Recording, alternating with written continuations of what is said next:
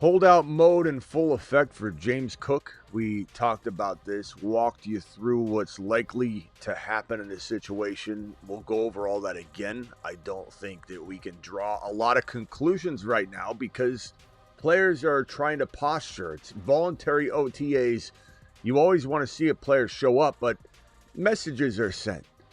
Signals are casted out. And so James Cook is playing around with that communication process that he has available to him. The only thing he can really do is make things really uncomfortable and try and make the team make a move to get things in order, to walk into the season unhampered, organized. And that's the one threat James Cook can pose to the Buffalo Bills in 2025: chaos. Can I create organized chaos, holding in, holding out? He'll show up and hold in probably before he actually holds out.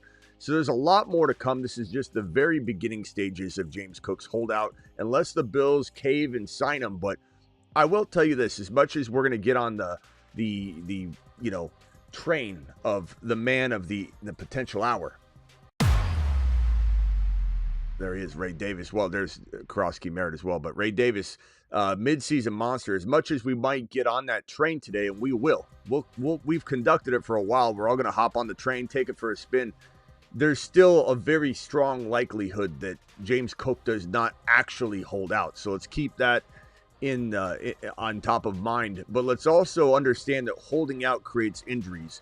Holding out of any kind creates injuries. It's just a magnitude that gets amplified of that risk every time they hold out, let's say, a day into June. So every single day into June starts just adding the small, minuscule amount of risk that starts compiling and compounding, and then in July, it's horrible. There's a high likelihood.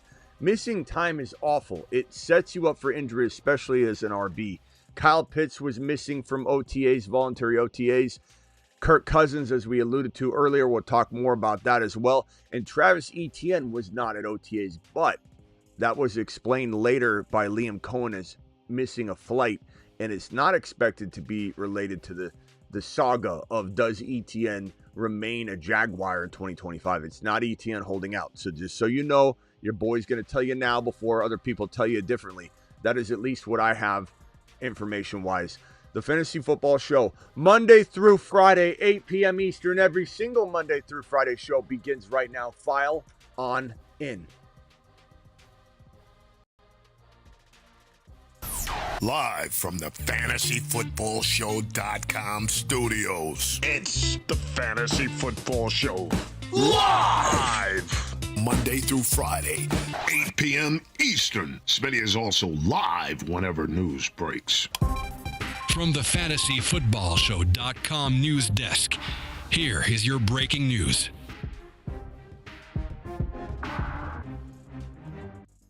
So Ray Davis is an intriguing prospect, almost no matter what. Okay, even if James Cook decides I'm going to play football this year and I'm not going to hold out, I'm coming straight home, baby. I'm walking straight onto the field before mandatory OTAs and minicamp, etc. Once mandatory minicamp is in order, he's not walking into the bust category straight away. This is a player that even if he shows up to mandatory minicamp, won't necessarily be a player to replicate last year's kind of anomaly touchdown year, where this guy scores, maybe 3 or 4 touchdowns on the ground per year. He struggled to get over that number. In fact, I think 4 was his, if I remember correctly, 4 was his highest touchdown total on the ground prior to this past season in 2024, where he scored the 17 or whatever touchdowns on the ground. This is something that I believe Ray Davis, who scored 3 TDs last year rushing and 3 TDs receiving, had 6 total touchdowns as a rookie, not even getting any starter reps at all. You got to wonder if this team's going to do what some would say is the unthinkable. How could they do this to James Cook? Well, James Cook he's not in good favor right now with the team. Now that can get water under the bridge immediately when he shows up. So again, we got to be careful to pump the brakes on, oh my God, Ray Davis is getting handed the keys to the lineup. It's not the case, but we are very excited about our midseason monster, Ray Davis, because this guy hit the midseason monster list before there was any real holdout talk. So understand what we believe at the core of this prediction is that Ray Davis will get more and more work. James Cook had an anomaly type year. You take his touchdowns away, he went down in yards. He went down in a couple categories. It wasn't like, James Cook had the most magnificent year outside of the touchdowns. It was a down year. It was trending downward for him in many ways. And he just had all the volume, all the touchdowns you can't count on. It's such an anomaly. It's going from 4 to 17 or whatever it was. Ziggy, how many rushing touchdowns did James Cook have in 2024? Let's get this clarified. Ziggy, volume 10. Ziggy, volume 10.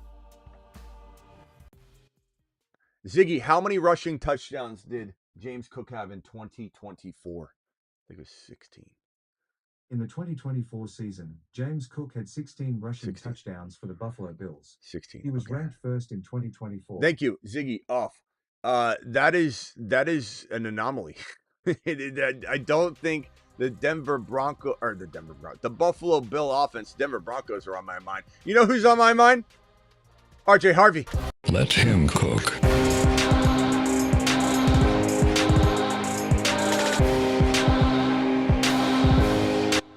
Okay, sorry. RJ Harvey stealing the show. Anomaly, you think that this Buffalo Bill team is going to run 16 rushing touchdowns through one man again in 2025? This is like trying to predict where the lightning is going to strike each and every season. Okay, and that's the way the Buffalo Bills spread out offenses. Their workload divide is unpredictable. And I don't see James Cook. I just don't see James Cook as the type of player that has the ability to go and command X number of carries over a very productive Ray Davis. Once Ray Davis gets out there, it will be something along the lines of, we got to get both these guys on the field. And the thing that I'm trying to tell everybody is I believe Ray Davis outperforms him. And that might seem bold to somebody that is investing or wanting to invest in a 16 touchdown from last season, James Cook. But I've never been the biggest James Cook guy. And you could say that's bias creeping in then, Smitty, because he just dropped 16 rushing touchdowns. I understand what he did last year. What he did last year is meaningful. We do try and look to history to try and predict the future. But in this case, I don't see the correlation that other people do. And James Cook's a complete avoid for me. He's a complete avoid for me. The holdout mixed with the fact that Anomaly's likely knocking on the door, mixed with the fact that I like Ray Davis better. I just do. You can get mad at me all you want. This is pre-holdout stuff. This is not holdout related, a trigger from the holdout for me to create content. This is a guy that's been sitting on the midseason monster list for majority of the entire offseason, probably through, I guess, February, if I had to guess. I just am not feeling good about this situation, and I would avoid James Cook at almost all costs in fantasy. Why? Because if you're drafting in, let's say, the third round, there's no scenario. Look at this team. Look at this team. Lamb, Bucky, Kyron, Harvey, Pickens, Debo, Mahomey, Dak Prescott, probably Kelsey could somehow be mixed in there in a grandma league. This is an unbelievable squad. But as you go toward the James Cook landing spot territory, right? And you start asking yourself, where do I have to take him if I want to draft him this year? You start looking around. Here's James Cook's graphic. You start looking around this 3-4 turn. Well, I got news for you. Unfortunate news if you're a James Cook fan. I'm taking Harvey every single time over James Cook. 1,000 out of 1,000 times. I don't care if I'm reaching. There's not a day on this earth I will, unless I auto draft, and I'll try and ask for a refund if that happens. James Cook at the 3-4 turn, I'm taking Harvey 1,000 out of 1,000 times. If JD5's there, I'm going early quarterback and I'm going later running back shopping. If Josh Allen's there, of course I'm taking him. If Hurts is there, if Lamar's there, I'm going early quarterback before I take James Cook. I'm just not doing it. There's no scenario where I say, yeah, he's the best guy on the board. There's too many players with an ADP 5 to 10 spots away from Cook's ADP to make it ever make sense. So this is why James Cook, to me, you might think differently, and that's fine by me. I care, but I don't. I care, but I don't. This is why this man is a panic chamber mofo. You are entering the panic chamber, brought to you by the Attic.shop. Vintage movie tees and hoodies. Woo! Are you a panicked Peter? Let's find Woo! out. You are entering the panic chamber. Are you a panic, Peter? Puka, this is from a Dynasty episode where there's some concern about Puka's injury history with Adams and all that. So that was from a Dynasty episode. And I think there's good conversation around that. If anybody has Puka in a Dynasty, it's not a bad idea to trade him. This right here, James Cook is a panicked. I'm a panic Peter for anybody that owns him. If you own him, you should be trying to get rid of him. Let's close the door. I'm sorry, James. We'll see you later. Whoa. James, you got to get in. You got to get inside, James. What are you doing, pal? What are you doing? There we go. All right, let's close that one more time. You're in the panic chamber, pal. Alert. Panic mode initiated. You are in the panic. You are in the panic chamber. You are in the panic chamber. All right, well, there's that. I know James Cook owners aren't going to be happy about that. Again, ETN, guys, there's two things that feel like people are just looking for it, and I feel like there's such spotty, bad reporting out there in the NFL and in the fantasy space and on X and these, teeny bopper, news accounts that pretend that they're a machine of people just going to work on the news, and someone in their grandma's basement. Meatloaf, grandma, ma, get that meatloaf. Did you turn the internet off again? These guys are out there just cranking out stuff, and the repeating Roger regurgitation on Denver being interested in ETN is completely fabricated. There's no evidence whatsoever that I can find combing this earth other than you've got reports that are being retold and regurgitated. Look at this top one. Broncos advised to trade for Jaguars running back Travis Etienne. When have you ever heard that a team has been advised to do something? From who? From who? I'll tell you from who, because you dig deeper. Broncos suggested to trade for $12 million former first-round pick and running back Travis Etienne. It's coming from a draft analyst where someone's just taking that the draft analyst said that it would be a good idea for the Broncos to trade. And now everybody's playing telephone tag. Hey, did you hear the Broncos are... Hey, did you hear your mom is over at Sean Payton's house right now? Like, the telephone game is dangerous. It's a very dangerous game. And there's no evidence of that. Not saying that it can't happen. It would be a complete coincidence. But it's not in the cards. It's not the team that would likely trade for ETN. Is ETN likely to be traded? I think so. I think there's a high likelihood that Walker, ETN, and Rachaad White are the most tradable running backs, and the teams that own those players are the most likely to want to move on. You've got regime changes. You got a whole bunch of different things going on in all those cases, right? So teams want their own guy, or they assess their own talent and they reshuffle the deck. And so Seattle, they're doing that. So Charbonnet. In Jacksonville, they're doing that. So ETN. And in the case of Rachaad White, they're doing that because Liam Cohen left. So all three of those cases, doesn't it make sense that there's maybe a running back move? It makes a lot of sense. But I do believe that ETN, if he's to get traded, it isn't to Denver because someone had advised Sean Payton. You think Sean Payton cares what anybody else says at all? I don't think so. So that's that.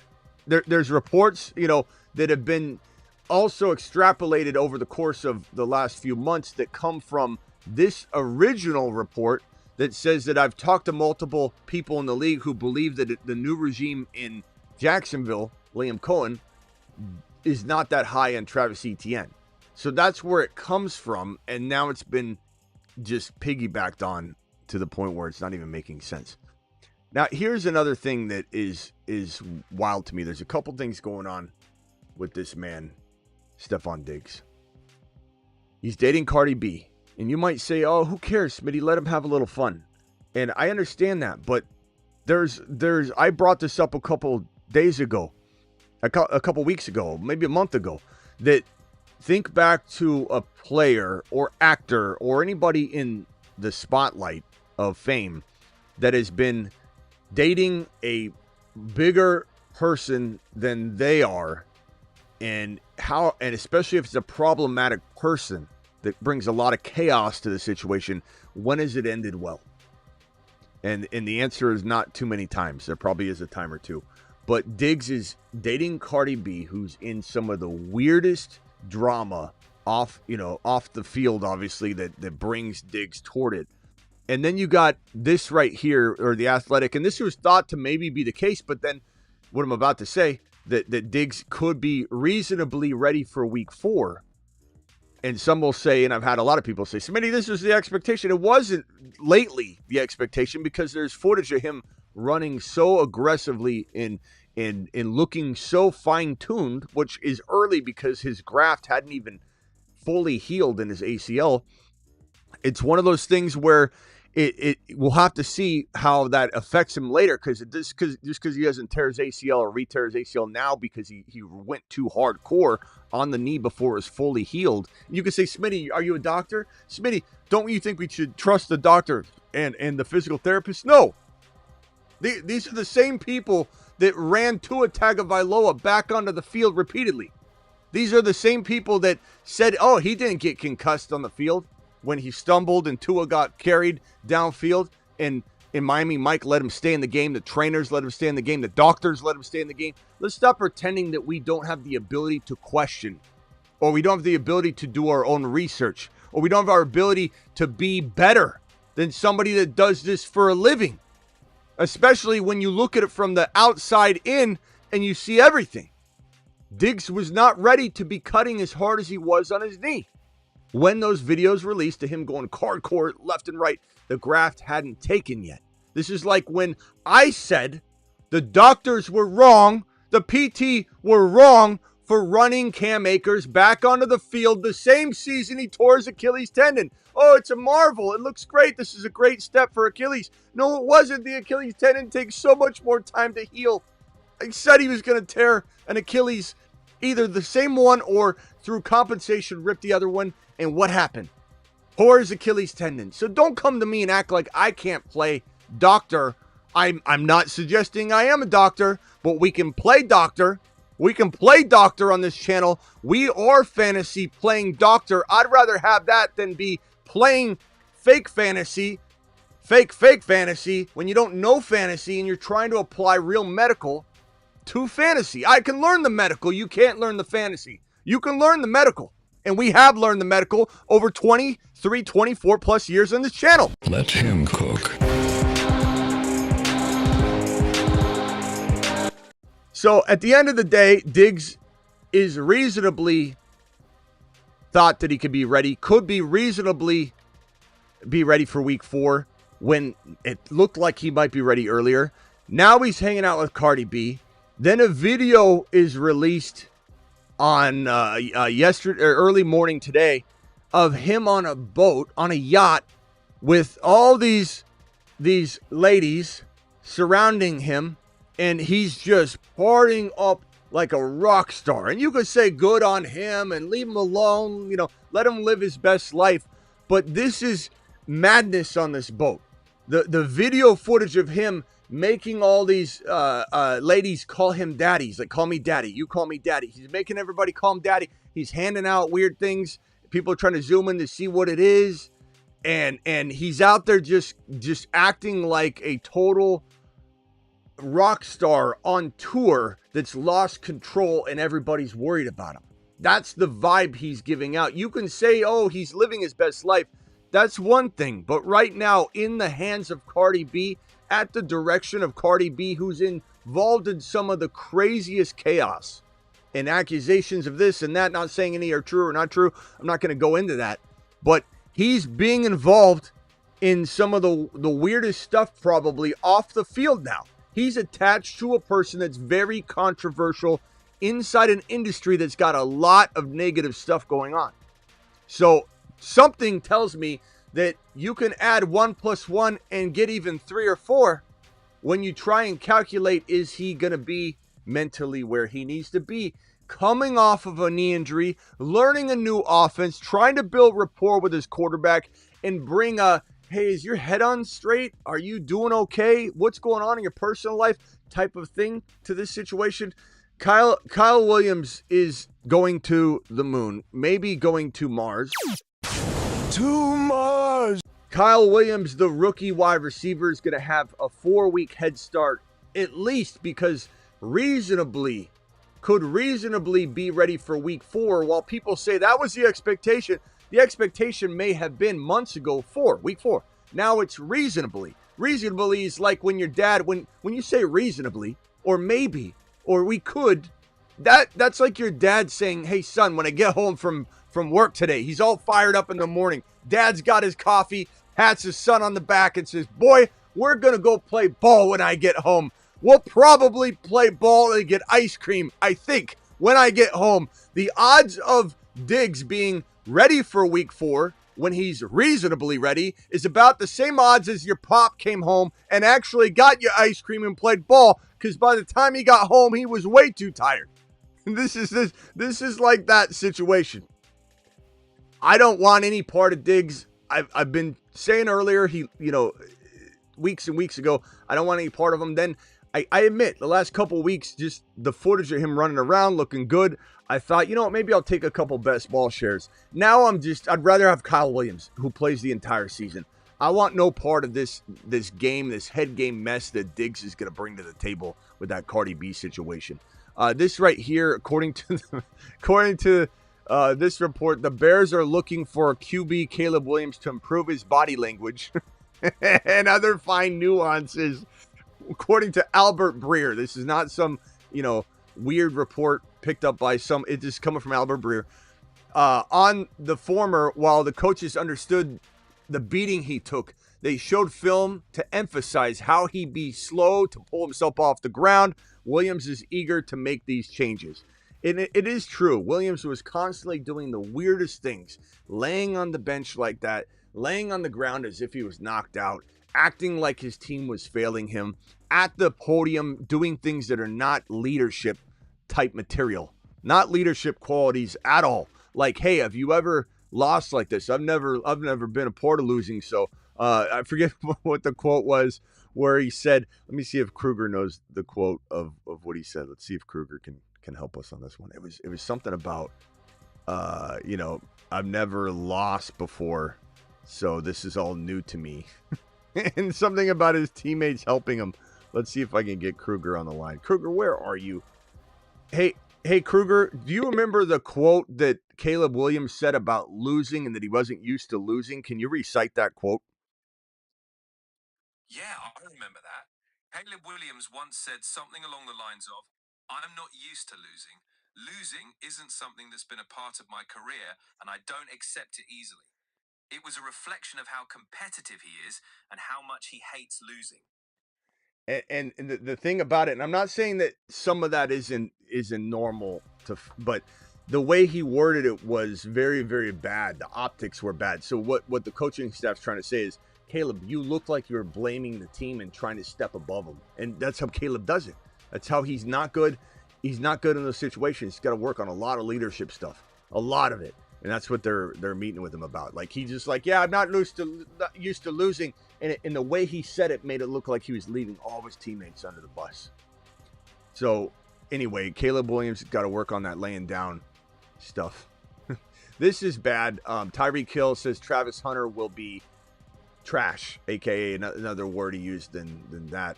But Tyreek Hill was on a bus with Aiden Ross, the YouTuber and streamer, and he's going off the rails too. This is a guy that's not focused right now. If anybody thinks Tyreek Hill's in the right headspace to bounce back and be what he once was, if you can even capture it in a bottle for even 5, 6, 7, 8, 10 games, I don't think it's this guy. I'm not touching Tyreek Hill. Again, Harvey. Give me Harvey. Tyreek Hill's going around 3 or 4. Give me Harvey. Give me freaking Mahomes in 6, 7. I'm not saying I draft Mahomes at 4 or 5 over Hill. My point is the value of Mahomes in 6, 7 is way better. I'm just trying to pinpoint where his value really lies. I'd rather have, and again, you draft Debo way later. I'd rather draft Debo. But the thing is, who do you draft in his stead?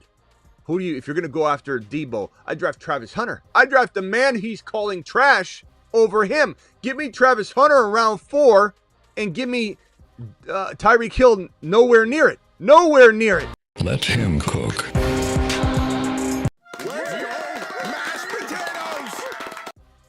So, nice job, Tyreek. Way to keep putting your foot in your mouth. Kirk Cousins, no show at OTAs. Again, they're voluntary, but this is sending a message. And hard to say he gets traded, though. There's not very many spots. The one most likely spot capable of bringing him in is the Steelers, who Aaron Rodgers, there's a couple people saying that there was hints that he could retire. He's talking about would he retire as a Green Bay Packer. People ask him leading questions and he answers them, and then people run with it. So I really believe his response is about playing for the Chicago Bears, and he laughed and said no. But there is a team that plays the Chicago Bears, and I own the Chicago Bears. I have a really good relationship with the Chicago Bears, but it's just a one-sided relationship that benefits him. All this talk was similar to when he's toyed around with coming back before. There's no like, hey, I don't know what I'm doing yet. It's very, very joking, full of jokes, full of aggression and flexing and smiling and laughing. That's not a guy that steps away. However, you never know with this character, Aaron Rodgers. But that leaves the Steelers out on trying to acquire Kirk Cousins. The Saints are probably in fold mode right now. So I just don't know that there's a landing spot for Kirk. And he's got a no trade clause, so it's very complicated. I think he just ends up staying, as I mentioned earlier on today's earlier show and before for months, that he might just stay a backup. And I don't think the Falcons are wanting, they could cut him, but that's expensive. They got to wait a year to really do that. So it's probably he's a backup this year, and they'd rather have him as a backup. This right here coming from TJ Hushmanada. Remember the Bengal wide receiver TJ Hushmanada? He says that the 49ers overpaid Brock Purdy. He says if Brock Purdy takes the Niners to a Super Bowl and they win it, then his contract is well worth it. Until then, until he does that, he's overpaid. So this was brutal from TJ Hushmanada, but I agree with them. I mean, I think that if you're the Niners, you didn't have a lot of options, but it doesn't mean you pay him exactly what he wants. You could have very easily kept the team that you had and didn't release everybody like the Niners did, and you could have brought everybody pretty much back and told Brock Purdy, and you could have even done that in a way right now with the way the cap is, and you could figure things out, restructure some people. But the bottom line is, you had a window, if you're a Niner fan, to win a Super Bowl again. It was closing for sure, but that window was there. And to pay Brock Purdy and let go of all these players because you're ready, that's really what it's about, is the decision to pay Purdy, even if it didn't necessarily cost them all those players. The decision to pay Purdy was a decision that made them execute upon a plan to get rid of everybody and rebuild. So the Niners folded a tent that was propped up and ready to go for one more year, even though it was a smaller window. They folded that opportunity and now walk into rebuild mode, and Niner fans have no clue. They think they're in Super Bowl mode. They have no idea that this is not built to win now. They think it is. They think McCaffrey's going to live forever. They think McCaffrey's going to be a top 3 or top 2 running back. And it's wild to me, but it is what it is. And Niner fans are going to be in for a world of hurt if they're expecting a better team or the same as a couple years ago. But Hushmanada spitting out real facts. I think the move to make was to walk up to Purdy and say, you're under contract. We will pay you, but not this year. And if you earn yourself more money by balling out, because we can keep you around better players, we won't release half the defense, we'll be able to get you better players, then we're going to pay a little more for you, which we're glad to do if you're proven. It's better to pay a proven player a little more than to pay an unproven player too much to recover from. It's better. I mean, look at Jamar Chase and T. Higgins. Not that Jamar Chase was a question, but waiting on that was, even by me, I said at times last year, I admit that it was a mistake, the price would go up. But looking back in retrospect, it was beautiful because of the advantages that it gave you and afforded you. You wanted to make sure T. Higgins was for real, and you could trust him to stay healthy. He did, and he earned his keep, so you paid him. You paid him a little more than you probably would have, but it's okay. You also set both these contracts in motion this year versus last year. Imagine if the Bengals had wasted one of the contract years on both those players last year and had less time to build, because it's going to take another year or two as they build the defense up. No one's saying it has to happen in year one. It could. It definitely could, but no one's saying it has to. So now they have a whole bunch more time by starting those contracts this year instead of last year. So there's some genius to waiting too. Giving Brock Purdy, giving his contract a start next year is a lot better than having it all start now and being that much closer to him demanding an extension when you're starting to build things and put it together. Phone lines are open. The Fantasy Football Show phone lines are open. Dial in, dial in, dial in. Call into the show. Call into the show. Brought to you by theattic.shop. Super chats will be handled in order in which they're received. So make sure you smash that. First super chat gets a standing ovation. Like always, 50 gifted memberships by BBQ coming in strong. BBQ. Guys, drop a BBQ emoji whether you get one or not. Go ahead, Johnny. Hold on, Johnny. Let me merge a couple calls in here. Hang tight, Johnny. So, guys, please drop that. Thank you to BBQ for if anybody got an emoji. If everybody can mute on the phone line, please. I got a lot of background noise on the phone line, so if everybody could just mute on the phone line, I'll go through you guys one at a time, just so there's no noise. But please do mute yourself. Go ahead, Johnny. You're live. So I agree with you about Cook and Davis. I think Davis is a monster, and I also believe that he's as good as Cook, if not better. But the one thing I do think is because of Davis being so good, I think that is a pretty good cuff because of how late you can pick up Davis. For sure. So you're saying that I'll draft Cook anyway and just cuff him to Davis and I'll be fine, which is a similar strategy yes. And I understand that. And the same thing could be said about Christian McCaffrey in some ways. Like if you draft McCaffrey and you cuff him to Garendo and Jordan James, then you kind of cover yourself. But one could argue, is it better? Is it smarter? Is it more of a veteran move to be like, hey, I'm going to take Garendo anyway and draft a safer running back where McCaffrey's going, like a Bucky Irving and Achane? I'd rather do that personally. But I understand the thought process of what you're saying. But I think I go toward the same thing, though. My answer, I get your answer and I get your thought process, but I would rather take a safer player. I'd rather take JD5 and then take Harvey in round 4 and then take, and just grab Ray Davis anyway. But if you say, well, I'll take Harvey in round 4 as well, Smitty, then my argument to you would be, well, I think I can go a different direction in round 3, that no matter what, I'll find a way to draft a player that makes much more sense than to draft Cook. And Cook goes in 4 sometimes. And even in that case, I would take Travis Hunter over James Cook. But that's me. I understand everybody's going to have a different take. And sometimes it's not, someone will say, I don't even own him yet, Smitty. I'm just defending Cook because I believe yeah, but in those cases, some of those people are those really organized Oscars that have already decided they're taking James Cook for whatever reason. Like they can't sleep at night if they don't have their T's crossed and their I's dotted. And so they have their player evaluations, they have their tiers, they don't want to change. Or they had him last year and there's some nostalgia, or they're lying and they own James Cook in 2 or 3 dynasty leagues. Bottom line is, you are correct. Oh, right. You are correct in that there's a solid line of thinking that if I just cuff him, I could be okay.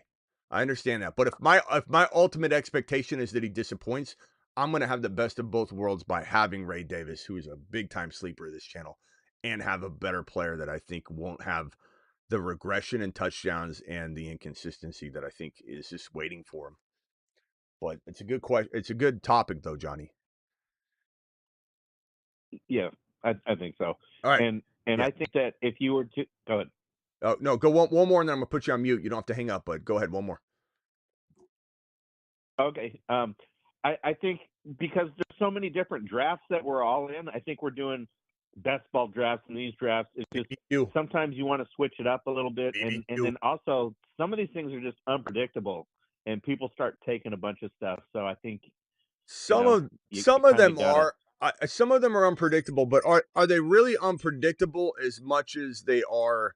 Like, let me put it this way. As you learn to play the game of fantasy, you whiff a lot at the beginning. Even when you play best ball, even when I played best ball my first year, and I'm sitting here, trying to teach people process and everything, I'm still messing up myself, and I still mess up now. I still make mistakes, grand mistakes. And who really knows what mistakes cost you, $1 million, $100,000? Thank God they don't have, and they probably will someday have a mechanism in the app that tells you what you would have won the 100K had you done this, and you're going to go, no. I mean, that would be devastating if they told you that.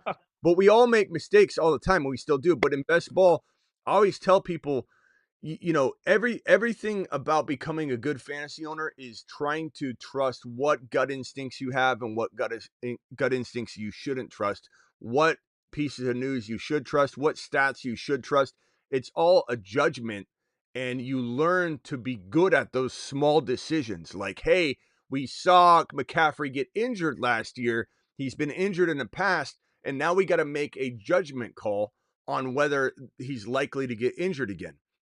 And I know a lot of people are going to say it's luck a lot of the time, or you can't predict injury, but you can get it down to a science of 8 times out of 10, you're going to avoid, based on historical data, based on your gut instinct, based on how right you've been when you trusted yourself in these situations versus these. How many times do you say, I knew it in my down deep, and you didn't trust yourself? It's hard to know when that's a true feeling or not. So I understand what you're saying there too, that it's all, what was the word that you used? You said it was what?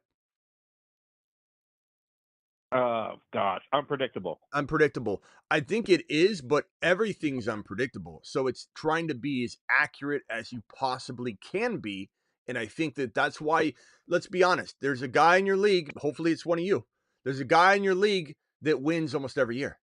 Or you have a league where a guy's in the top 3 almost every single year. Don't tell me things are completely unpredictable or it's all luck, when there are people, and hopefully, again, a lot of you are those people because of the show, that is consistently at the top, because there are ways to eliminate the risk as much as possible. And then, yeah, you're rolling some dice here and there, but it's all about backup plans to backup plans. It's all about, if you draft a player and he goes down, you've got Bucky sitting there waiting. It's all about drafting a player and you've got the Ray Davis, the Bigsby, the Charbonnet, the Krosky Merritts this year, guys like that sitting in the wings. All right, Johnny, hold on. Just mute yourself so we don't have any background noise. Let me go over to Ron Navy real quick, and then over to Justin, then over to Rock Out.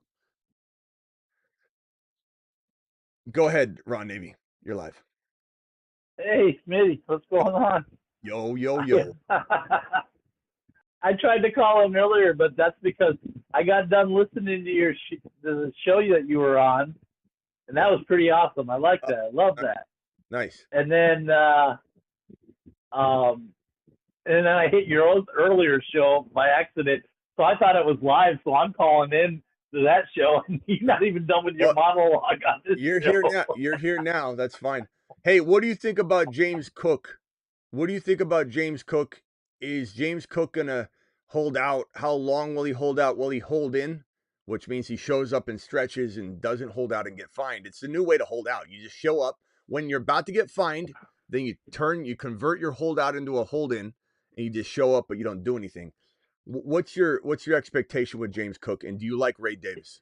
He might hold in, but Ray Davis, I mean, see, that's the thing. Cook is looking at himself like he's not expendable, and he is. You just move on, and he's going to make the mistake, in my opinion. He's going to make the mistake of holding in or holding out, either one, and they're going to say, okay, fine. And they're just going to go and next guy up, and if he steps up, then Cook's the thing of the past. Yeah. And what about Diggs in this Cardi B situation? Oh, I can't stand Diggs. I mean, when he went to Houston, I was the same way. He's in the locker room, and it sucks for the Patriots because they got so much positive stuff this year. Yeah. I mean, the way May ended last year and their draft this year, and now they got to deal with Diggs' crap in the locker room. Doesn't it feel like it I don't know if Travis will probably call in on this and we'll ask him, but doesn't it feel like you worded it perfectly, that this Diggs signing was a step backwards in a way for how they're trying to build this team? It doesn't make any sense. They wanted a veteran just to protect May, to get open for May so that May would stay upright. They drafted an offensive lineman in the top 3. They drafted the best pass blocking back in the draft class. Will probably be top 5 in pass blocking, and Henderson. So everything's about Drake May. So I know that move, Diggs, was probably them kind of like holding their breath, plugging their nose and trying to swallow the medicine and say, we know this will help Drake May, become but I think they probably will regret this signing. Wouldn't even shock me if somehow this unraveled in a weird mid-season kind of way. Whether he gets injured again but I don't know. I can't envision a person in his headspace right now doing all the things right to stay successful, because coming back from that brutal injury and then having all this stuff, turmoil off the field, he's already thought to be such an off the field mess and locker room toxicity. I don't know. I think Kyle Williams, and then now this report right here, which some say they expected, but really the industry was pumping out that Diggs was way ahead of schedule. He's out there running like crazy, again, dangerous for his graft in his ACL. But this report saying that he could reasonably be ready for week 4. That is a kick to the nutsack for anybody expecting Diggs to help him early on in best ball. And Kyle Williams is going to get a 4 to 5, maybe longer, but 4 to 5 week head start. And there's no way I think he relinquishes that advantage. And if you look back to even years when rookie wide receivers didn't do well as rookies like they do now, Anquan Bolden was in probably the exact same situation that I think that Kyle Williams is in, where it's going to be, he's going to be thrown to the fire, feet to the fire, just thrown to the wolves. And Kyle Williams will be forced to excel at a rapid rate, especially now that we know and have confirmation, at least loose confirmation, that Diggs probably won't be there for at least the first month of football. So Kyle Williams to the mother freaking moon. And I think he learned so much in this window of time that he might not have had they not need to lean on him. But we'll see. Kyle Williams is still a rookie. There's still a lot of unknown, stuff that could go haywire. He could get injured. Rookies get hurt sometimes. So hopefully he doesn't. Thank you, BBQ, for the 50 gifted memberships, you straight up monster. Let me go to Rockout real quick, Ron, if you don't mind holding right there. Let me go to Rockout. Thank you, BBQ. BBQ with the 50 the 50 gifted memberships. Justin, I'm coming for you right after Rockout, but Rockout's got the Marsman card. He's saying I'm moving to the front of the line. Rock out real quickly, and then I'll go over to Justin and then come back to you, Rock out. So what do you need to say, pal? First off, I got a new nickname for our crew, Cash-a-Lem Bandits. We always cashing in and we always stealing talent. The Cash what Bandits? The Cash-a-Lem Bandits. Cash-a-Lem Bandits, okay. All right, thank you, Rock out. What else you got, pal? Yeah.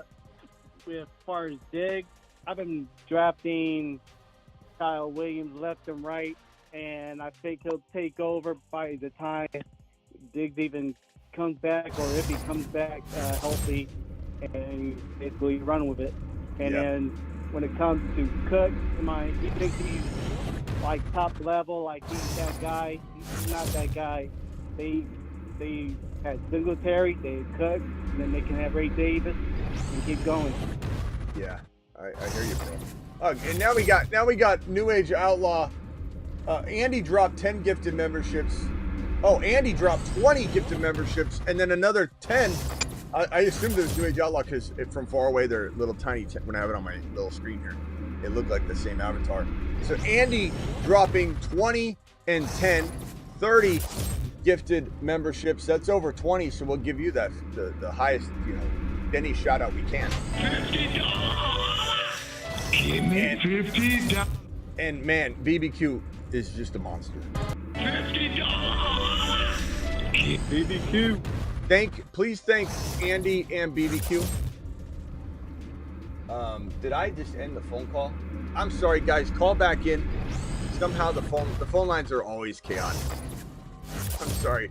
And this is the best we're gonna get. Like the phone line is you got a lot of things playing together and a lot of plugins together, and they just never play very well together. So I apologize. If everybody would call back into the phone line, I'm sorry about that. Damn phone line. All right, let me see. Let me get Daniel in here. Daniel, I might have to cut you off to merge people in, but you're live. And if Ron would call back, if Justin would call back, if Rockout would call back, if Ron Navy would call back, I'll get you guys back all on the phone line. Go ahead, Daniel. Hey, Smith. Are you there? Yeah, Are we up? there? What's up? All right. I don't know if Daniel can. Go ahead, Dan. Go ahead, Daniel. You're live. What's up, brother? Hey, Daniel, something's wrong with your buddy. phone. I'm just Something's wrong with your phone, man. Here, try it one more time, and then if not, try calling back. But go ahead, Daniel. You're live. Yeah, Daniel, something's wrong with your phone, bro. All right, rock out. You're live. Maybe it's my phone line. It's probably the phone line. Ah, damn it. Sorry, Daniel. Take a lot. Cut off. I think so. Wait, rock out. Are you there? Yeah, I'm here. Okay.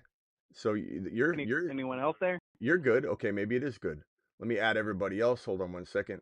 Let me get everybody on here. Daniel, try calling back again. Let me merge everybody back in together. Hold on one second, guys. Takes a second to get everybody in the door. All right, Daniel, try calling in one more time. Okay, rock out real quickly. What else you got? Rock out, and then I'm going to go back over to Justin if he called back in or not. I don't know if he did. Go ahead, rock out.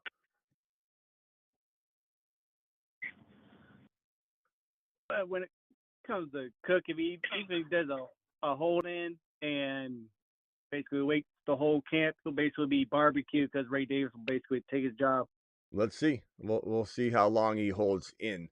The thing is, I don't think Buffalo's going to cave. So at some point, he's just going to return. I don't know if that'll be a weekend, half a weekend, 2 weeks in, 0 days in. It's hard to know. All right, hold on, rock out. Hang tight. Mute yourself real quickly. Let me get Daniel. Go ahead and mute real quick, and I'll come right back to you. Let me go over to Justin, who's been waiting a while. Then over to Daniel. Justin, go ahead. You're live. Yeah, as a Pats fan, man, like I wanted to try to get up for the Diggs thing, but like I don't know, man. When you say 31-year-old wide receiver switching teams coming off of an ACL, it's really tough. And part of the logic and justification we kind of utilize is like, well, it's Kyle Williams and him and nobody else. But like a guy like Demario Douglas has caught a fair amount of passes in this offense. Like Josh McDaniels, last time Josh McDaniels was here, for what it was worth, Kendrick Bourne had like the best year of his career. I think he had like 900 yards and 7 touchdowns. And Kendrick Bourne's just like a supplementary piece, but like I think Diggs at his age has real competition that people might not be ready to accept he has. Like I think Hunter Henry had, I think, the best year of his career under Josh McDaniels too. Yeah, I mean, you make a good point that being as old as he is, Ziggy, how old is Stefon Diggs? I want to get his birthday.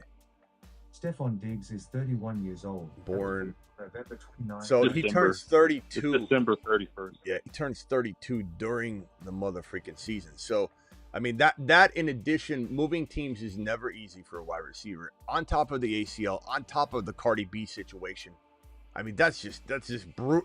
There's so many red flags there.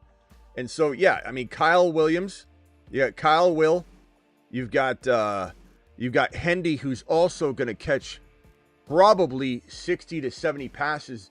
Diggs being eliminated from the situation by folding, by getting injured again because he's, just doing things too quickly, not focused. Hendy goes up by, 5 receptions every sort of hiccup we have. So you got Kyle Williams, you got Hendy, you said Demario Douglas, DD. Very, very likely that this is going to be effective enough. Kyle Williams and Hendy are going to consume a lot. I think this will be a pretty effective offense. It's easy to say, oh, if they lose Diggs, then what? But, I mean, the other thing, too, is if it was me, first of all, this should have been done from the beginning. These are both older players. One's not coming off an ACL. I would have brought in Keenan Allen. I would have brought Keenan Allen in instead of Diggs, and I still would. And if I needed to cut Diggs and say, you know what, we made a bad call, we're going to recognize it early on, bring in Keenan Allen. It would be probably the smartest move. He's a great veteran presence in the room, and he's going to be a reliable set of hands even if he's losing a step. But that's just me. Or Amari Cooper would have been fantastic as well. I think there's still some gas left in that tank. We just don't think there is because we saw the Buffalo Bills not use him. That wasn't really on Amari Cooper, to be honest. I don't think it was. So good points. Let me go. Hold on one second. Yeah. Go ahead. Last thing, Justin, and then mute yourself, and I'll come back to you. No, I was just gonna say, like, the specific area of space you'd expect Diggs to occupy, like being like we said, a 31-year-old coming off an ACL is like the slot, but it's like Demario Douglas has just done so much work in the past 2 years out of that space, and like they absolutely love the guy. And no matter what Diggs is going to get on the field, I'm just saying, like, when we talk about target competition, it's more of a complex thing than people might believe. Yeah. All right, hang tight, mute yourself. I'll come right back to you, Justin. Daniel, you're live. Hey, buddy. What's up? I just want to get your opinion on Sean Payton and RJ Harvey. I know you're really high on him. I am too. I'm from Central Florida, and obviously been a RJ Harvey fan from the get-go. But, man, Sean Payton's got me a little bit worried, my brother. Why? Yeah. Why? Daniel, you're either cutting in and out. It's definitely your phone, Daniel. Daniel, you're cutting in and out, bro. Why are you worried about Sean? Are you there? We're here. You're not here. Why are you worried about Sean Sorry, Payton? brother. If it cuts out again, man, he's just wishy-washy on the running back room. He's wishy-washy. Last year, you know, we at the beginning of the year, we thought we had something going, and man, it failed, and it just, I don't know, man. He just got me a little nervous, I think. It just got me a little nervous. Bro, Estime, McLaughlin, and the way Javonte, Javonte caught roughly 60 passes, bro. So at the same time, it's like Javonte exited with pretty decent numbers in that regard, and they want Harvey to be their every down back. Number one, Sean Payton said that the offense, the entire staff has made it very, very clear that they see Harvey as an every down back. Not to mention he's twice the talent that any of those players, even Javonte. Now, Javonte is going to hopefully be a better version of himself this year. He's another year healthy. But there was nothing there, bro. That's kind of like saying, you got a bunch of, fives or 4 or 5 out of 10 players on the roster, and he's rotating around and you're judging him for it. Remember that he does have multiple running backs because he runs the ball a lot, but that's any team. That's the Detroit Lions. That's the Atlanta Falcons. That's going to be the New York Jets. You're going to run the ball 450 times. You got to have somebody that's going to take over probably 150 or 120, another person to take 100, and then you got somebody that's running 220, 240, 250. I think that Harvey's the most locked and loaded every down back outside of Genty from this draft class, and it's not even close. Don't let his recent Estime, Javonte, and McLaughlin rotation confuse matters. This guy made Alvin Kamara. This guy made Mark Ingram. This guy had workhorse running backs that have thrived in this league, and he was gushing over drafting them. And the talent is so far different. It's almost, and I'm not saying this to be hard on you, but almost damn insulting to Harvey that he would be questioned as being good enough to fend off these lowly peasants that are Estime and McLaughlin to him.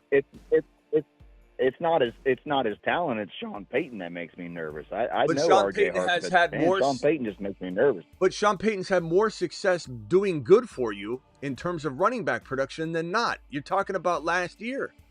You're talking about his reign in Denver when he's had no talent at the position. Even Javonte wasn't healthy enough to talent. This was not something that you can judge him for. Look at his wins, bro. Look at how good he did. as they said in Wall Street, judge me for my winners, or no, judge me for my losers. Judge me for my losers, not my winners. Right. Judge Sean Payton for his right. winners, okay, not his losers. Yeah, don't be scared of that, man, at all. You got a lot of All right, brother, and you know what also doesn't help is these estimate truthers out there. They're just one or two or three of them, but they're in the front row screaming with a megaphone, so it seems like it's a bigger group. But it's just like that one. That one Amazon review. It's like Harvey, going to the moon, and then that one Amazon review. It burned down my house. That extension cord burned down my house, and then nobody buys it anymore. No one buys it. That one salty review ruined it for everybody because you're scared to death. Don't let Sean Payton scare you. He is the best thing that could happen to this situation. He's the best. This is the best situation. Yeah, I'm not coach for a running back. I'm not afraid in redraft to go with an early HEN and then in the fourth round pick up Harvey in my second running back. I think that'll be amazing. Who'd you say the first person was? You said, it sounded like you said ATN. HEN, HEN. Oh, HEN. No, HEN. Oh, no, Devon. Okay, yeah, or Bucky, and pick up RJ as my number 2 RB. I'm not afraid of that. Attaboy. All right, bro. Appreciate you. All right, brother. Have a good night. Appreciate you, buddy. All right, later. All right, let me go over to who else is on the Smitty, I got to jump. Who said I got to jump? Ron, Navy. Oh, okay, Ron, appreciate it. Anything else? Jump. Anything before you go? No, not really. Awesome. All right. I love that. You need to do more shows. Have them on your channel. Have them on this channel. All right. That was Ron. awesome. Later. Hey, Smitty, one thing. Tell Ron Navy my boy is in the Coast Guard up there in Pensacola. I heard him. I don't want to go. I don't want to go. I don't want to go Angels. there. This is not a small talk channel. This is not a small talk channel. I'm not doing it. All right, brother. All right. All right. Have a good night. See you, Yeah. buddy. All right. Hey, just because Ron will start asking questions and details about signs. Hey, do you know that stop sign over on Queen Creek Boulevard? Back when I was younger, and no one knows what he's talking about. I can't do that. No. You're going to bait Ron into a 15-minute conversation. All right, Daniel, appreciate you, bro. All right, Justin, final thoughts? Anything else?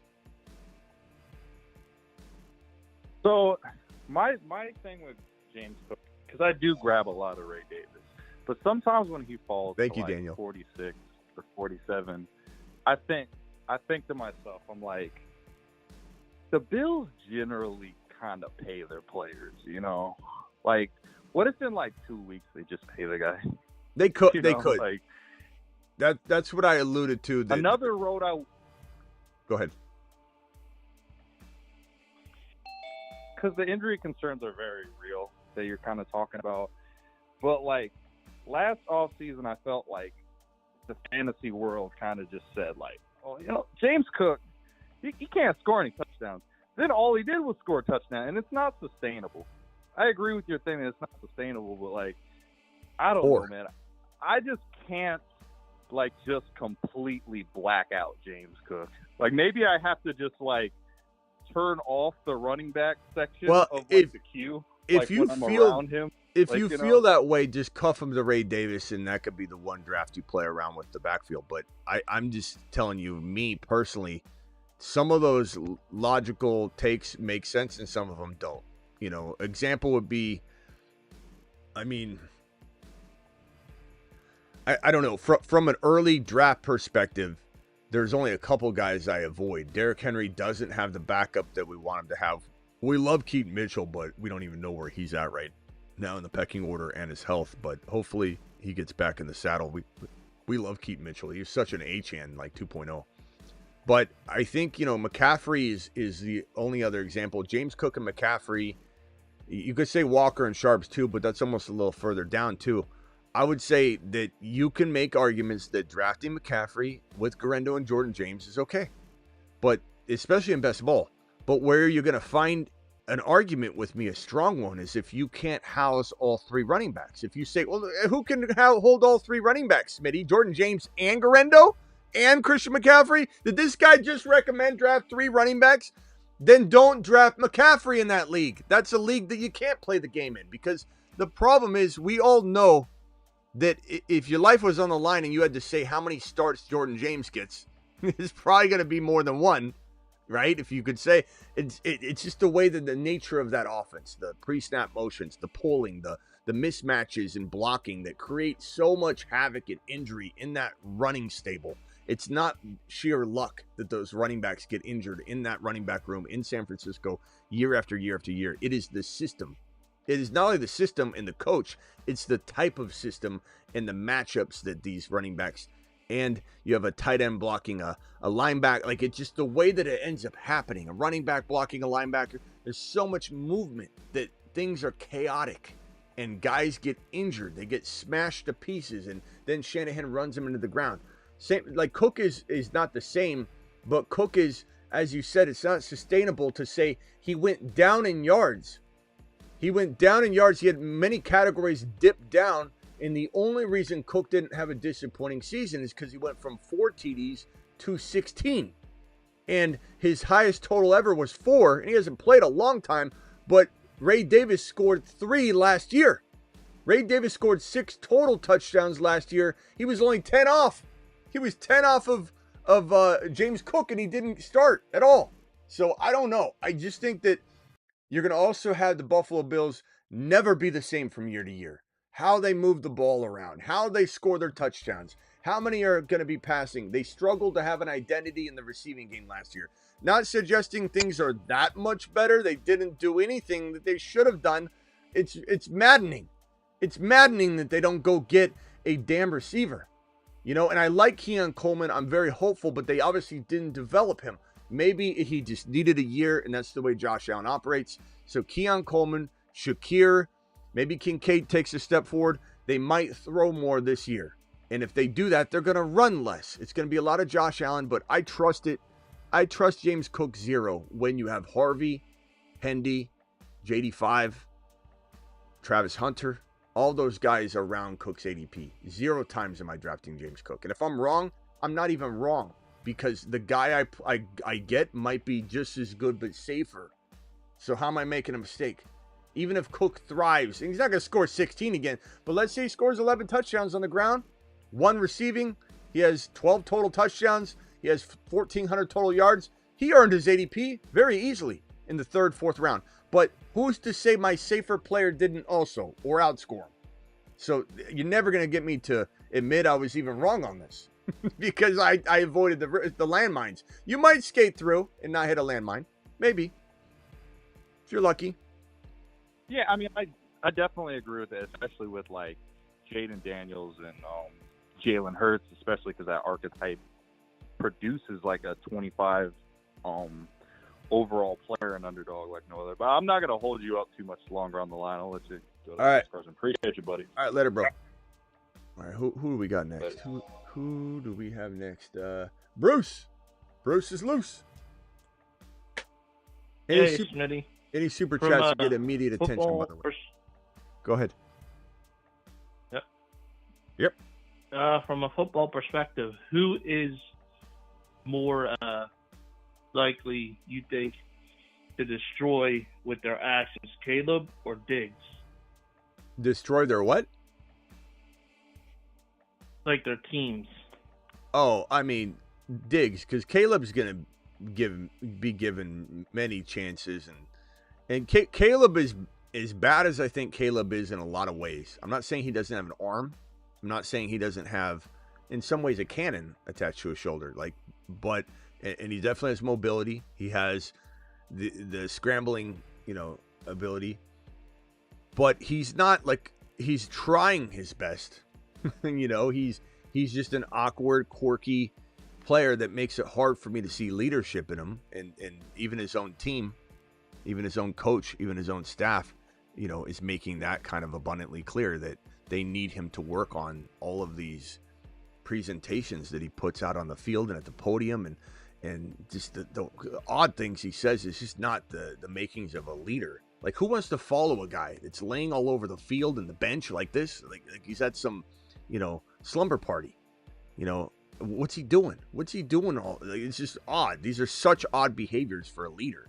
He's laying down, or hey, how is it feel losing? And his response was, I'm not used to losing. This is not something that I normally do, I do. It's just putting all the blame on his team, just the way he does it. But I don't think he's maliciously trying to, and I'm not saying Diggs is maliciously trying to ruin anything, but Diggs has been coined a locker room cancer for a while. So Diggs is definitely more destructive. But, Caleb's just not the number 1 overall pick or deserving to be the number 1 overall pick. If Caleb was drafted at like 15 to 20 overall, you would never hear me really even complain. It'd be like he's a mid quarterback that a team's hoping does some things, and he plays at a decent level, plays at a level that could get you QB 8 some years, QB 14, QB 13, QB 12. Is he capable of top 6, 7 QB numbers in fantasy on occasion? Probably. In even on a season, he could maybe crank that out with Ben Johnson. Goff is not a top 6 quarterback. Goff played like a top 6 quarterback at times during an entire season. Last year, he was the top, 6 or 7? Goff was unbelievable. But he's not that. Was 6 and then. Yeah, he's not 6. And Nick's was 7 because remember you and Denny in the back. Yeah, he played top 6, but he's not number 6. So Ben Johnson can have that effect. So could Caleb be Jared Goff? And that's the exact quarterback he had. Yeah, he could turn into Jared Goff, where he is propped up to play as a top 6 fantasy QB once in a while. Not every year, year after year. It's like, oh, wow, that was a big year for Caleb, and then he has a QB 10 or QB 12 year. But he's not. He's going to linger. Diggs is. This is the final curtain call for Diggs. All right, let me. Bruce, anything else? With Kamara turning 29, what do you think of Kendre Miller this year? Bro, Kendre Miller barely. The only reason Kendre Miller has a job is because he had a contract. That's it. Kendre Miller completely sharded the bed last year. It's Devin Neal's better than Kendre Miller. Kendre Miller is nothing. He's a nothing burger. Yeah, he had his opportunity and crapped the bed. He couldn't even learn the playbook. He couldn't stay healthy and couldn't learn the playbook. They basically said, how are you supposed to stay on the team when you don't know the playbook and you can't stay healthy? And they couldn't cut him. They could have, but they didn't. But Kendre Miller's nothing to be concerned about. He's 3rd on the depth chart. Even if he's not officially yet, he is. All right, Bruce, appreciate you, bro. Call back tonight. We'll be back tonight. Yep. Johnny, final thoughts, my boy. A couple quick things real quick. I think you misunderstood me when I said unpredictable. I wasn't talking about the obvious. Talking about the draft. I've done close to probably 100 mock drafts this offseason, and there's times where I go in with a plan, and I'm like, holy cow, I can't get anything. It's almost like every guy in this draft is on this channel or something. It's nuts. So that's what I mean by you're going for certain people, and maybe you don't get them, and so I just feel really safe to have at least one cuff, if not 2 cuffs. Yeah, I will say that the thing about ADP is that it's through thousands and thousands and thousands of drafts. So 8 times out of 10, you should be able to use ADP. And if you're drafting ahead of it, not way ahead of it, but you're drafting ahead of it, you should be able to land your guy eight times out of 10, like clockwork. So I believe it is unpredictable to a degree. But if you see that your next pick is right on the line, even if like 2 picks early, but right on the line to land the player, yeah, that might feel unpredictable when it happens, but that's a very obvious, like, you're going to maybe miss that player situation. So if the player is 5 spots away, 6 spots, there's probably a 70-80% chance they're not going to get taken. Yeah. So I agree that there's some unpredictability to it, but if you keep drafting and you don't have a set plan, having a set plan was probably your big mistake. You just need to be so versed in all strategies that the best player available strategy allows you to draft one of those sub-strategies without even really thinking. As I say to people, you make a mistake if you're trying to implement hero RB or zero RB or, hero wide receiver or early quarterback. You're making a mistake if you're trying to implement that. I think what ends up happening, this is how you should be drafting. You should be going, that's funny. I just drafted hero RB. Like you should be so versed in every strategy. Your sub strategy is only known to you after you're doing it. not before. You should never, ever, ever say Understood. I'm draft. But you can have a game plan and say from the 11 pick, I've done so many drafts on underdog. When I'm drafting at 11 or 12, it's really going to be BT and Achan or BT, Agenti if I'm lucky, in London, or you can pretty much narrow down who your likely players are going to be. If I'm drafting at 4 or 5, I'm probably drafting CeeDee Lamb or JJ, more often than anything else. I'll mix in Bijan and Gibbs because I need to have those teams too.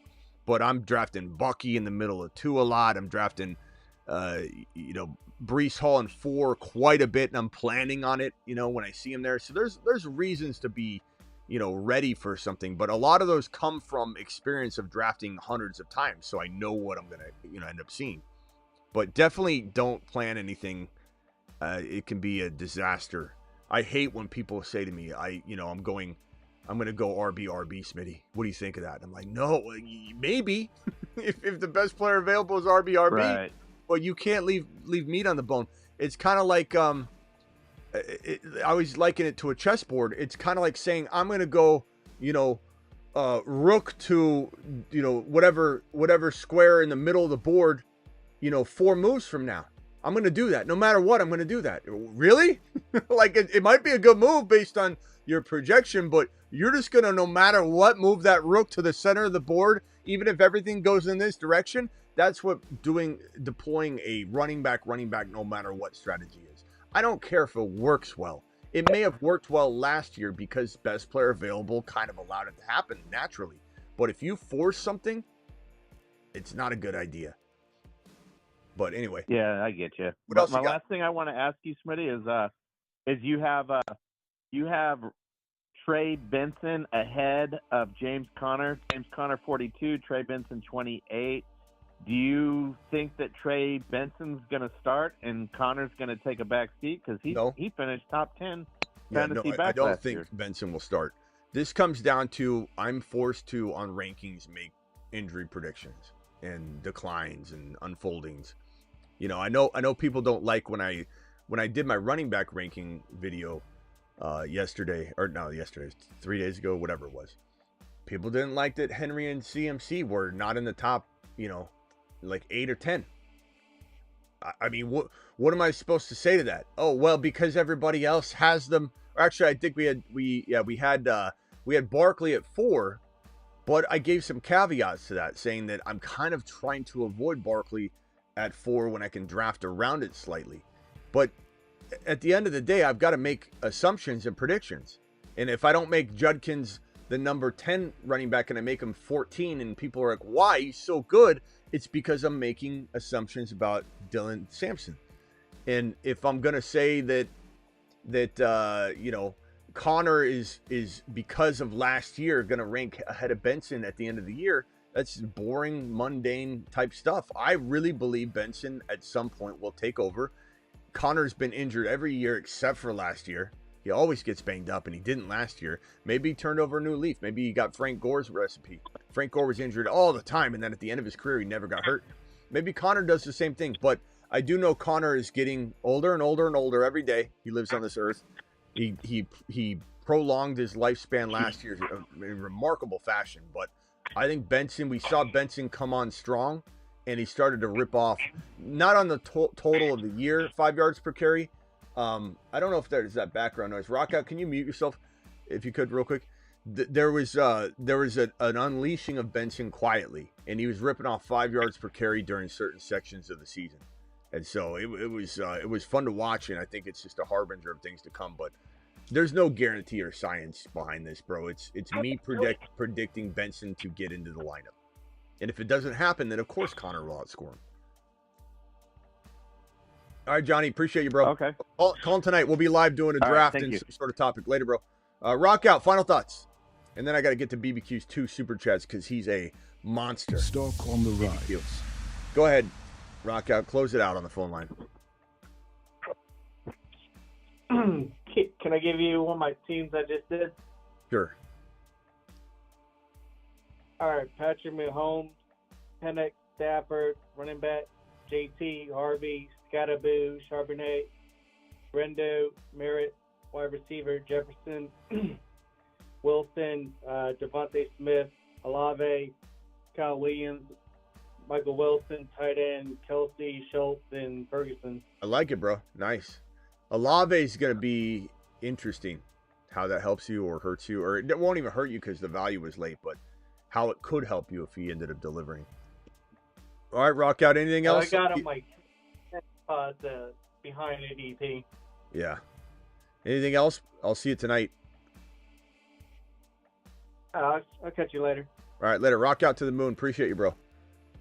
All right. BBQ says James Cook is a function of having a running QB who defenses try to stop. He is good, yes, but is he replaceable? Davis showed that last year. And that's true. I mean, like, if they try and stop the run, then Josh Allen's going to take back over the reins a little bit in terms of running the ball. The odds of Cook replicating, it's 4 touchdowns to 16. It's yards down, yards for James Cook down from the year prior, and 4 touchdowns to 16. It's not sustainable. It's not going to happen. Not to mention he's holding out. Not to mention Ray Davis is exciting. Not to mention they just change their offense all the time. Can you explain recency bias effect on drafting? Example, is it me or does Rashee Rice just scream wide receiver 1 at a huge ADP discount, won't play in the preseason, and people only remember him getting hurt? Recency bias is tricky because, and this goes back to what I was saying about, you know, the fantasy football game having some unpredictableness to it and some, you know, luck, and everybody's saying it's all about luck. It's not all about luck. It's about trying to decipher between the good and the bad. In the case of recency bias, what information are you taking in? And we're all taking in stuff. It's sensory overload. Am I having recency bias with McCaffrey, or am I being intelligent with a calculated risk or a calculated ability to be cautious and avoid them? Is recency bias an actual thing taking place for you? Recency bias means you're allowing the past to, or what a player's done for you recently or not done for you, affect how you view them now. So it's a psychology piece from our fantasy football psychology series, which we're gonna have a whole lot more coming up in the next couple weeks. Get ready for the psychology stuff. You guys are gonna love it. I'll have a whole row on my YouTube channel, just like I moved Dynasty content to the main channel. If you didn't know, all Dynasty content is now on this main channel. Everything's in one channel except for the old Dynasty channel turned into Fantasy Football Unplugged, which will be the behind the scenes of the show, a vlog, so to speak. You're going to love following along the back end of this. Denny calling in after hours. It's going to be completely unplugged, and it's not going to be the show. It's going to be behind the scenes. So if you're already subscribed to the Dynasty channel, you're already, because I renamed it Fantasy Football Unplugged, so you're already good to go. And if you haven't subscribed to it, I'll drop the link on the way out the door, but Fantasy Football Unplugged. But everything now is on the main channel. Dynasty content, auction, psychology. And on my YouTube homepage, I vow to make it the most useful YouTube fantasy football homepage you will find. Meaning, you go to my YouTube, you just load my YouTube page, right? Scroll down and every row will be organized. You'll have waiver wire row when waiver wire time comes. Rise and decline when that time comes. ADP row is already there. Fantasy football court is already there. The dynasty content will always be on row 2. Most likely will always be on row 2. But what I was going to say was the psychology in fantasy football will have its own row as well. And the way that I can explain this quickest would just be that you've got to master your own ability to absorb information and decide whether it is. You can let me do it. I'm going to do my best to give you my assessment of every situation you throw at me. But when you're on your own out in the wild and you don't have me to lean on, to drop a super chat or a phone call or a question, you've got to get better. All of us do. Even I do. We have to always continue to improve on recording in our mind when we were right and wrong, so the next time we observe something, we know how we felt last time and how did it go. How did it work out? Were we wrong on Christian McCaffrey? Did we overjudge him?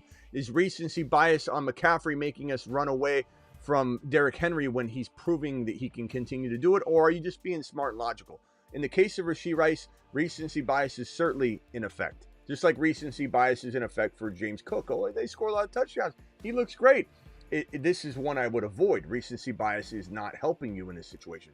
Rashee Rice, I believe, yeah, there's an injury, there's a knee injury, but it was an exterior knee injury. It wasn't an internal knee injury. It wasn't an ACL that required drilling and cutting out of the patellar tendon and screwing screws into the middle of both joints and letting that graft die and turn into a patellar tendon, turn into a ligament, and then have the graft heal for 6 months.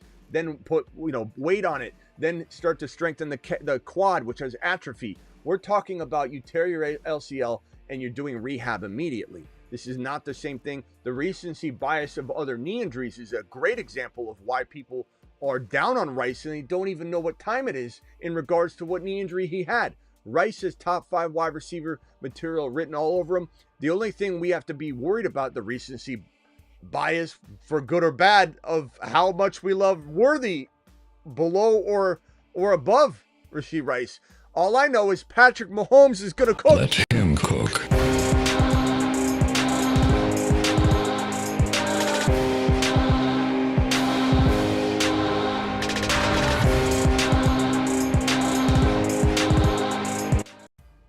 Patrick Mahomes has maybe a top 4, top 5 wide receiver room in the National Football League.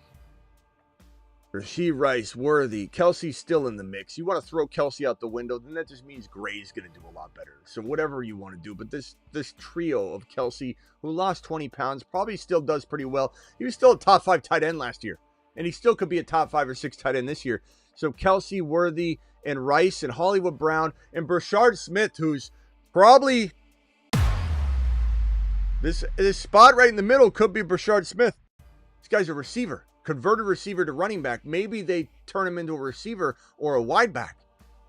I really think Brashard Smith might end up being on the midseason monster list. In fact, let's just maybe put him on there now. Let me see if I even got a Brashard Smith graphic. I think I do. Let's put Brashard Smith right there. I don't think that's out of line at all. Move him off, but I'm feeling it. I'm feeling the vibe. Brashard Smith, the receiving back. And then they brought in Jalen Royals. I mean, Jalen Royals is, if something happens to Hollywood, Worthy, or Rice, if Royals is fantastic. Now, BBQ, we just need to make sure Rice is going to play week 1 and all that. There's always some sort of potential for a setback, but I don't think it's going to be given the exterior knee injury versus an interior knee injury. Thank you for the $10 holler. To the moon. I will see all of you tonight at midnight Eastern for the Graveyard Show, where we have a topic at hand every time we go live at midnight Eastern. And we go live midnight Eastern pretty much every night, especially during the season. And we got things to do, waiver wire shows and actual tangible things, not drafting, but tangible things to take care of, business to attend to. But we will be live midnight Eastern tonight like we are most every midnight. We're live at 8 p.m. Eastern, Monday through Friday. That's what this show was here. But I'll see you tonight at midnight Eastern on this very channel. And don't forget, we're also additionally live whenever big news breaks. See you all tonight. Don't forget, get on over to Underdog. I'll drop that link in the live chat. If you want to draft with us tonight, you have to be signed up and ready to go by using code Smitty. Use code Smitty. Here's the link. I'll drop it in the live chat. I'll pin it right now in the live chat. If you want to draft with us tonight, click this link, download Underdog. It's a $10 minimum only, $10 minimum. And they'll get you a bonus credit into your account up to $1,000. So smash that link that I just dropped. It's pinned, and join us for an Underdog draft tonight. Do it live. Click the link. Even if you don't get in tonight, click the link now. Do it now. $10 minimum.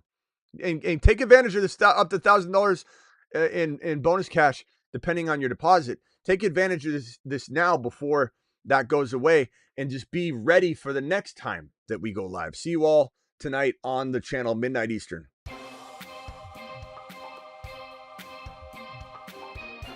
Big Prophet hasn't missed an episode for many months, he says. Pretty good. Like the way your head's at, Big Prophet. See you all tonight.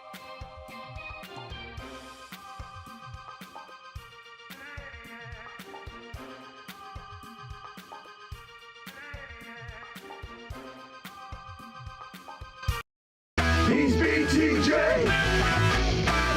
what you gonna do? He's BTJ. He's gonna put it on you. He's BTJ. Gonna have a good game. He's BTJ. Your mama screams his name.